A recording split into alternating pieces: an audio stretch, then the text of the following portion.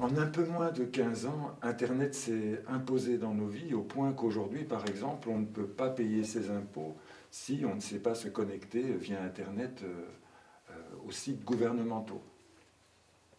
La question que je me pose, est-ce qu'on n'est pas en train d'assister à une nouvelle forme d'exclusion?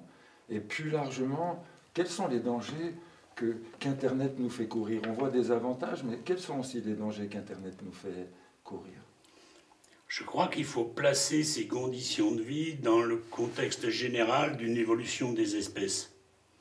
Nous sommes dans une période où aujourd'hui il est incontournable d'avoir accès aux appareils d'intelligence artificielle, aux appareils de mémoire artificielle, pour régler tout un tas de problèmes, y compris des problèmes administratifs.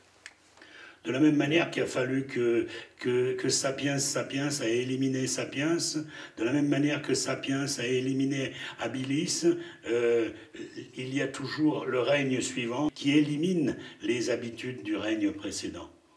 Et donc nous sommes devant une population humaine qui va déléguer à de l'intelligence artificielle et à de la mémoire artificielle de plus en plus d'activités humaines.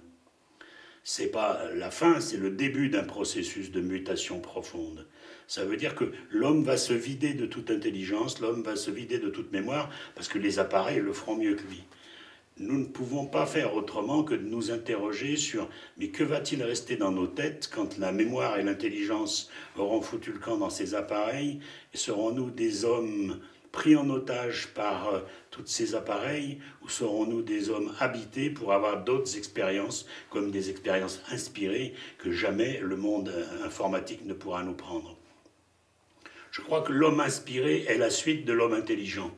Mais il faut que les appareils nous prennent cette intelligence, il faut que les appareils nous prennent cette mémoire pour qu'un jour quelque chose de vacant puisse s'occuper à l'inspiration, être inspiré par n'importe quoi, par son ange, par Dieu, par la création artistique, par qui vous voudrez.